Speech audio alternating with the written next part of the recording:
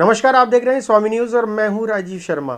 आइए चलते हैं खबरों के सफर पर प्राइम टाइम बुलेटिन के साथ। ईश्वर मनोहर उदासीन आश्रम में सदगुरु बाबा ईश्वरदास साहिब जी की पुण्यमयी शताब्दी निर्वाण महोत्सव के अवसर पर विशाल श्री राम कथा व धर्म संसद में सफल आयोजन हेतु महामंडलेश्वर हंसराम उदासीन, हरिसेवा उदासीन, सनातन उदासीन आश्रम भीलवाड़ा ने तैयारियों पर समारोह स्थल ईश्वर मनोहर उदासीन आश्रम अजय नगर में संत महात्माओं के साथ कोर कमेटी के कार्यकर्ताओं से चर्चा कर मार्गदर्शन व आयोजन स्थल का निरीक्षण किया।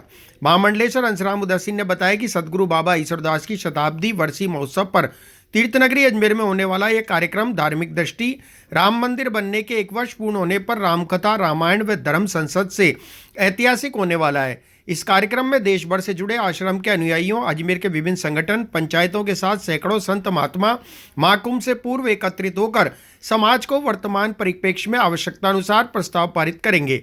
7 जनवरी से 13 जनवरी 2025 तक आयोजित होने वाले धार्मिक कार्यक्रम व धर्म संसद में आने वाले संतों व अतिथियों का धर्म प्रेमी मातृशक्ति व युवाओं द्वारा स्वागत, सत्कार व कलश यात्रा आयोजन पर आश्रम के महंत स्वरूपदास उदासीन, श्री शांतानंद उदासीन आश्रम के महंत हनुमान राम, श्री राम विश्वधाम के महंत अर्जुन दास ने भी विचार प्रकट किए।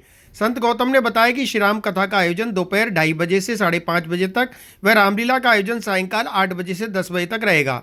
कोर कमेटी के कमल प्रकाश कृष्णानी, महेंद्र कुमार तीर्थानी, मोहन लालवानी, शंकर सबनानी, लालचंद मोतियानी, नरेंद्र बसरानी, घनश्याम आडवाणी, वर्षा बादलानी, रिया ज्ञानानी, वीना बदलानी, लक्ष्मण दौलतानी, प्रकाश मूलचंदानी, शंकर सावलानी सहित सेवाधारी उपस्थित रहे। कार्यकर्ता यात्रा मार्ग में स्वागत सत्कार के साथ आयोजन स्थल पर अलग अलग कमेटी बनाकर जिम्मेदारी दी गई। श्री ईश्वर मनोहर उदासीन आश्रम के संस्थापक परम पूजनीय श्री स्वामी ईश्वरदास जी महाराज जी का 100 साल का ये उत्सव अजमेर में हो रहा है। उस उपलक्ष्य में ये जो श्री राम कथा का आयोजन हो रहा है, ये राम कथा का आयोजन भव्य रूप में हो रहा है, जिसमें देवभूमि भारत के समस्त कई महापुरुष पधारेंगे और 11-12 जनवरी को उसमें धर्म संसद का भी एक सदन रखा है, जिसमें सनातन व हमारी संस्कृति, हमारी सभ्यता, यहाँ जो आज हमारे सनातन के ऊपर जो कुठाराघात हो रहे हैं, उनके ऊपर जो हम लोग निर्णय लेके धर्म संसद में पास करके भेजेंगे, वो हमारी संगत, वो आम सनातन धर्मी भक्तों को उसके लिए कहेंगे कि हम लोग उस सनातन संस्कृति की ओर चलें। ये राम कथा आयोजन करने का मूल मकसद ही हमारा यही है कि हम सनातन संस्कृति की ओर जो हम बढ़ रहे हैं, उसको जो भारत हमारा विश्व गुरु की ओर बढ़ रहा है, उसको और आगे बढ़ाकर हम अपनी सनातन संस्कृति को अजर अमर रखें। हरिओम। आज ईश्वर मनोहर उदासीन आश्रम में कोर बैठक रखी गई, जिसका अध्यक्षता महामंडलेश्वर स्वामी हंसराम जी महाराज ने ली। जो भी व्यवस्थाएं हैं या और भी जो बातें हैं, वो महाराज श्री के सामने देख रेख में की गई, और जो भी बातें हैं महापुरुषों ने हमें बताई कि कैसे कैसे ये कार्य हमें करना है।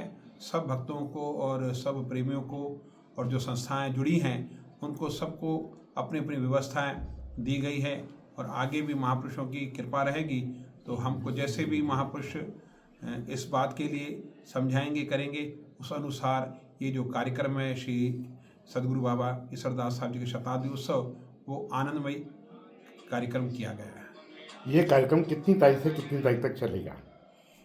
ये कार्यक्रम 7 जनवरी से 13 जनवरी तक चलेगा, जिसमें श्री राम कथा का जो आयोजन है वो 7 जनवरी से 11 जनवरी तक चलेगा, और उसमें साथ ही साथ रामलीला का भी आयोजन किया गया है। वो 7 जनवरी से और 10 जनवरी तक रात्रि में 8 से 10 होगी। और कलश यात्रा भी निकलेगी, उसके बारे में एक जानकारी देते हैं।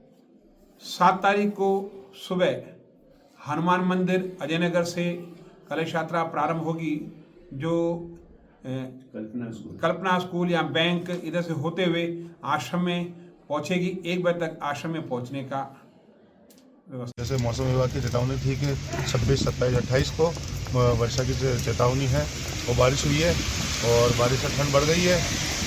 फसल को फ़ायदा है, मोट, चने, गेहूँ, और सर्दी का बचाव कर रहे हैं, अलाव लगा के चाय पी रहे हैं। मस्ती से ठंड का मजा ले रहे हैं, एंजॉय कर रहे हैं। आज कैसी बारिश हुई है? आज बारिश बहुत अच्छी हुई है, आज सुबह से आ रही है, कल रात भर से आ रही है, अभी भी आ रही है, ठंडी हवा चल रही है, कोहरा पड़ रहा है, मौसम बहुत शानदार है, सुहाना है, घूमने फिरने लायक मौसम है, एंजॉय कर रहे हैं हम लोग। आपका नाम? बंटी कुमावत। आप? जी, क्या हुआ, कैसे हुआ? स्लिप हो गई गाड़ी, ब्रेक लगाई तो। नहीं, बारिश भी तेज हो रही है। बारिश? नहीं, बारिश कैसे हो रही है? अच्छा, आपको दिखा दी धुंध के कारण?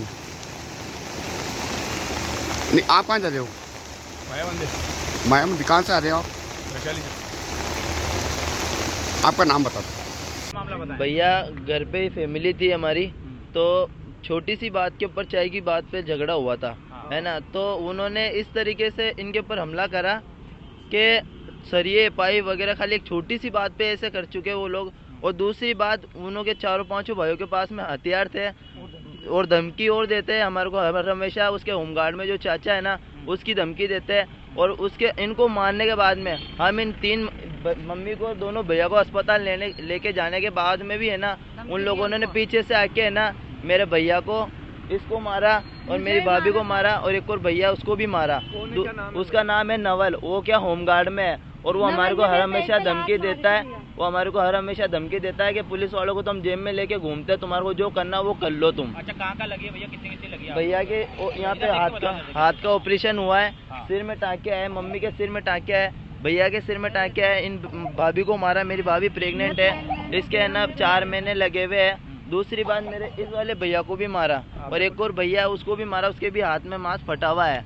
और वो लोग हमारे को हर हमेशा है ना, वो क्या दादागिरी में रहते हैं, वो हर हमेशा दादागिरी में रहता है। उसका लड़का बदमाशी में है, उसका नाम योगेश है, और वो उसके चाचा के हमारे को धमकी देता है कि हमारा चाचा होमगार्ड में है। हमारे शिकायत करी, बाकी वो सर वगैरह कर रहे हैं, वो उनकी कार्रवाई कर रहे हैं। बाकी हमारी थोड़ी वो बाहर घूम रहे हैं, हमारे को धमकियां दे रहे हैं बार बार में। अभी कुछ गिरफ्तारी वगैरह कुछ नहीं हुई सर। हम यही चाहते हैं, हमारे को अन्याय चाहिए। हाँ, बस ये चीज है सर, बस। आपका नाम बताओ। मेरा नाम गोविंद है सर। सर मैं मेयोलिंग रोड से बात कर रहा हूँ। और सर ये जो अभी कुछ टाइम पहले ही सड़क बनी थी और उसकी स्थिति अभी आप देख सकते हैं कि क्या हो रहा है। कल रात को ये 3 JCB के थ्रू आए और उन्होंने पूरी सड़क को खोद दी। अब इसके बाद इन्होंने ना तो ये मलबा हटाया, अब सब पूरा का पूरा ट्रैफिक एकदम जाम हो रहा है। अब इसकी जिम्मेदारी के लिए कोई बंदा भी नहीं है, या तो कोई बंदा आए ये सारी हटाए।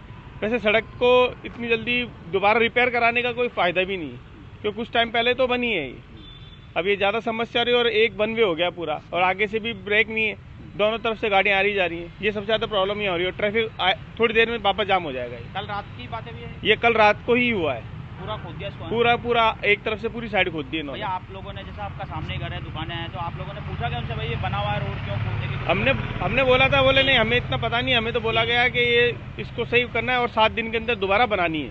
अच्छा, तो भैया कितने टाइम पहले बनी थी ये सर ज़्यादा ज़्यादा इसको साल भर का अंदर ही हुआ है। क्या कहना चाहोगे भैया? बारिश का माहौल है, सुबह से बारिश हो रही है और तेज बारिश होती है, तो क्या स्थिति हो जाती है? सर अगर यहाँ पे ज़्यादा बारिश आ जाएगी तो सर ये पूरा रोड जाम हो जाएगा और ये वन वे और हो चुका है। जबकि स्थिति ऐसी गंभीर हो जाती है कि दोनों रोड चालू होने के बाद भी ये ना वाहन नहीं आते हैं यहाँ पे। भारी वाहन भी निकलते हैं? भारी वाहन भी यहाँ से, बस वगैरह निकलती है, ट्रक वगैरह भी निकलते हैं। ये बहुत दिक्कत है सर यहाँ पे। आपका नाम? लोकेश बात। जी सर, बस कहाँ से कहाँ जा रही थी और क्या? बस आज सुबह अजमेर से केकड़ी जा रही थी। 5768 नंबर की बस थी। बलवंता के आसपास ट्रक नंबर 6753 द्वारा रॉन्ग साइड में आके इसको टक्कर मार दी गई, जिसके अंदर 6 पैसेंजर्स घायल हुए हैं, जिनको विक्टोरिया लाया गया है। बाकी आगे की विधिक कार्रवाई जारी है। किस कोई ज़्यादा इंजर्ड तो नहीं? नहीं, अभी फ़िलहाल ऐसा कोई मेजर इंजरी आई नहीं है। ड्राइवर के पैर में फ्रैक्चर्स की बात हो रही है, बाकी रिपोर्ट के बाद पता चलेगा। आपका? मैं रवि शर्मा, मुख्य प्रबंधक अजमेर आगा। आप कहाँ से कहाँ जा रहे थे और क्या हुआ? मैं अजमेर से सोगलिया PSC जा रही थी भैया जी। और वहाँ पे फिर पता नहीं चला, ट्रक आया सामने से, बस सारे आगे चले गए। बस में बहुत ज़बरदस्त एक्सीडेंट, खाई में गिर गई बस। लगभग कितने यात्री थे उसमें? 20 होंगे, लगभग 15-20 आदमी थे हम लोग। जी। तो कोई ज़्यादा इंजर्ड हुआ है? बस सबके लगी है भैया, सबके। जी। सबके लगी है। ठीक है, आपका नाम? इस वर्ष 813वां उर्स मनाया जा रहा है। तो कल इसमें झंडे की रस्म के साथ ही अनौपचारिक शुरुआत जो होती है उर्स मेले की, तो गौरी परिवार जो भीलवाड़ा से आएगा उसके द्वारा बुलंद दरवाजे पर झंडारोहण किया जाएगा। उसके संदर्भ में पर्याप्त पुलिस व्यवस्था की गई है। 300 के करीब पुलिस अधिकारी और कर्मचारियों का वहाँ पे डिप्लॉयमेंट किया गया है। तो ये क्या सब अलग अलग स्थानों पे नहीं? हाँ, पूरी दरगाह के अंदर प्रेमाइसेस के अंदर और बाहर पूरी जगह व्यवस्थाएं की गई है, जिससे कि जो कार्यक्रम है वो शांतिपूर्वक संपन्न हो सके। सर जैसे जेब वस्त्र होते हैं हाँ, उनके लिए सादा वस्त्रों में, और उससे पहले ही पुलिस द्वारा कार्रवाइयाँ की जा रही है लगातार, जिसमें जेब कतरे इस प्रकार के जो अवांछनीय असामाजिक तत्व है उनको पकड़ने के लिए पूर्व में भी कार्रवाई की जा रही है, इस बार भी कार्रवाई की जाएगी। कैमरों से भी नहीं जी बिल्कुल, वहाँ पे कुछ कैमराज थे जो उनको वापस चालू करवाए गए हैं, उनका एक्सेस दरगाह थाने पे लिया गया है। कोशिश यही है कि जो भी घटना हो वो कैमरे में कैद हो और पुलिस मुस्तैदी के साथ उस घटना को अगर कोई हो जाती है तो उसको कार्रवाई में अंजाम करे। कई लोग ऐसे होते हैं बहुत खराब भी करते हैं और सोशल मीडिया पे पोस्ट डालते हैं, उसके लिए क्या? पुलिस मुख्यालय के निर्देशानुसार सोशल मीडिया सेल गठित की हुई है जो निरंतर सोशल मीडिया पर वॉच रखती है, और इस प्रकार की मैं अपील भी करूंगा कि कोई भी प्रकार की जो अशोभनीय टिप्पणी है किसी के बारे में कोई नहीं करे, अन्यथा कानूनी कार्रवाई की जाए। फिलहाल बुलेटिन में इतना ही। मुझे दीजिए इजाजत। देखते रहें स्वामी न्यूज।